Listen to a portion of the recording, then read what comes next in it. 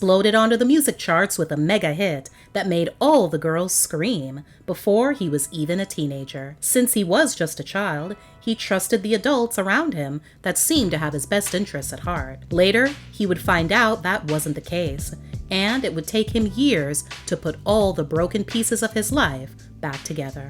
American R&B singer-songwriter Sammie Lee Bush Jr. was born in Boynton Beach, Florida. He began singing in church with his family when he was just 4 years old and was reared listening to the likes of Stevie Wonder, Marvin Gaye, Michael Jackson, and Usher. Sammie was a self-proclaimed shy kid, but had no trouble singing in front of crowds of people. At the age of 8, he knew that he wanted to pursue music professionally, so he began entering into local talent shows. Sammie soon found himself as part of an all-male group known as the Wonder Three. They got the bright idea to audition for the Apollo Theater in New York City. Sammie would end up securing a spot as a solo artist. His group members gave him their blessing to go for it, and he did, making it all the way to the finals by wowing the crowd with his rendition of Stevie Wonder's My Chérie Amour. During one of Sammie's performances on the Apollo stage, he caught the attention of a major player in the industry. It was Joyce Irby, better known as the bassist and lead vocalist of the 80s all-girl band Climax.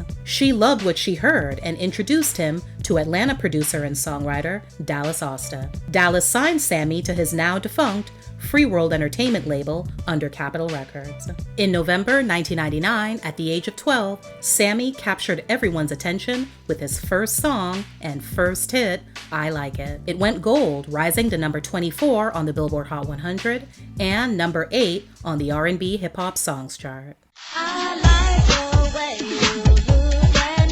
His debut album, From the Bottom to the Top, dropped the following year. After his second single, Crazy Things I Do, as well as the track Hardball with Lil Bow Wow, Lil Zane, and Lil Wayne from the 2001 film of the same name were also released, Sammie, along with his mother, decided it was time to get back to a more normal pace of life. Well, that was only part of the reason why Sammie went off the radar. The other reason was that tensions were at an all-time high between Dallas, Joyce, and Sammie's mother, and something had to give. He graduated in 2005 from West Orange High School in Orlando, where he joined the choir, played basketball, and was named Homecoming King. Sammie was now an adult and was able to make the adult decision to return to music. But in order to do that, he'd have to defy his mother. Since he'd already made his mark in the music business, she insisted that he play it safe and pursue college. Sammie, however, had other plans. He left his mother's home with $400 of graduation money in his pocket and moved to Atlanta with his manager. He reconnected with Dallas and signed to his reactivated Rowdy Records label. Sammie entered the studio with him, as well as Jazzy Faye, Brian Michael Cox, and Deron Jones from 112 to work on his next project. Sammie's self-titled second album was released in 2006. 2 singles debuted, You Should Be My Girl featuring Youngbloods member Sean P., and Come With Me. Neither cracked the Hot 100. Sammie finally got some shine again in 2008,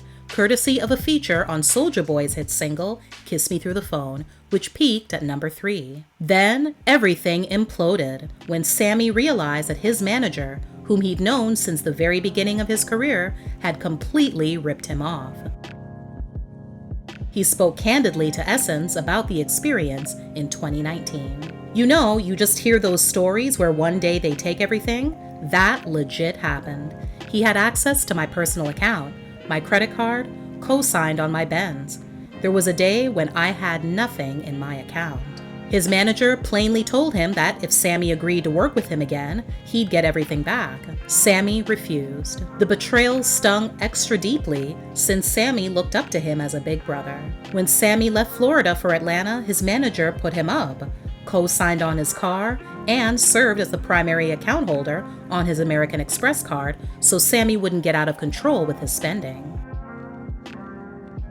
At one point, Sammie even had to send out a press release to address the fact that his now former manager was still booking shows and accepting money on Sammie's behalf, even though their business dealings were over. He also revealed to Essence that he experienced some dark days while dealing with the financial strain he found himself in. He pushed through doing concerts and making late-night TV appearances just to pay his mortgage, as well as take care of his parents and siblings. A light at the end of the tunnel came when Interscope showed interest in signing him. Sadly, the deal fell through after they got wind of the ongoing drama he had with his ex-manager. Sammie's true bounce back came after he confided in his mentor, whom he met at church. His mentor took a very spiritual approach to getting him back on track. He encouraged Sammie to tithe. So Sammie did just that, but he hesitated when his mentor told him to put in the whole $100 bill instead of the $20 he was originally going to give. He did it, and the very next day he secured 2 separate bookings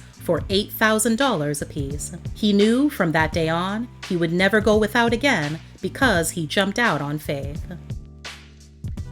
Sammie's inner businessman also ignited as a result of everything he was going through, and he decided to form his own management and production label. Over the next several years, much of Sammie's time was spent creating a variety of EPs and mixtapes. One mixtape in particular, titled Insomnia, became an underground hit. For the last couple of years, Sammie admits that he was low-key mad at God because of all the issues he was dealing with. He was partying a lot and not sleeping at all. He poured himself into the project as a way to stay sane.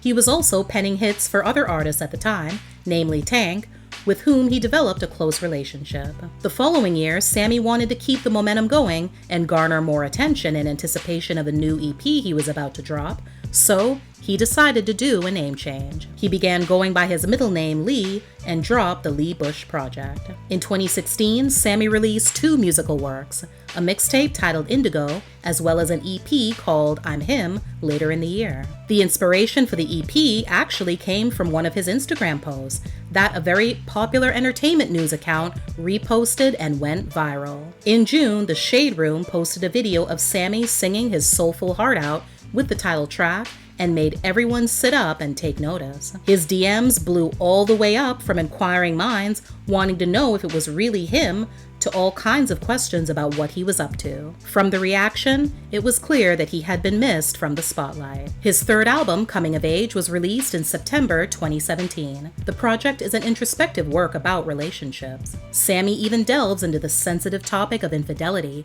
which he admits he's been a perpetrator of. In a 2017 interview with Vibe, Sammie touched on his relationship with his father and how, if it had been better, he maybe could have avoided certain shortcomings with women. It's not the relationship I would want. Things that I've done to women wouldn't have happened if my dad probably would have been there and said, "There's something called generational curses. Let me help you through that." Or, "Let me pray over you." I never had that. That summer, Sammie ruffled some feathers on social media when he made a since-deleted post on Instagram speaking about the, quote, trend of single motherhood and telling men and women to, quote, take accountability when it comes to having children. The post drew heavy criticism, and he quickly clarified his sentiments the same day in a also now deleted video response. Women that are raising children on their own or a child on their own, I know more than likely didn't go into that situation thinking you'll be by yourself. So when I say take accountability, let me say be preventative. There's condoms, birth control, there's Plan B, there's the spirit of discernment, there's intuition, there's research you can do on the man you're sleeping with. Is he a good son? Is he a good uncle? Is he a good brother? Is he family oriented? Fellas, step up to the plate. It goes both ways. Sammie's 4th album, Everlasting, was released in March 2019. He shared with the Atlanta Black Star he initially recorded the album to heal himself after a terrible breakup and explained that he sought therapy after completing the project in the hopes of overcoming some of the things that happened in the relationship he claims was with the only girl he ever was in love with. 2020 was a very busy year for Sammie. He released his 5th studio album, Such Is Life, launched his candle line, made some more headway on a book he's writing on men and relationships, and filmed a TV pilot in LA. He was also officially added to the Millennium Tour 2020, joining headliner Omarion, among others, after being vocal about his disappointment of not being included the year prior. Due to the worldwide pandemic, the tour's 2020 dates were rescheduled for the following year. In February 2022, Sammie dropped another EP titled Satin Sheets that he says is by far the most sensual, sexually vulgar project in its totality that he's ever created. Fans can get an up-close and personal experience of it live, as he's currently on the Vibes on Vibes tour, co-headlining with Grammy-nominated R&B singer Eric Bellinger. Thanks for watching. Please like, share, and comment. Also, don't forget to subscribe and turn on your notifications so you won't miss any future videos. See you next time!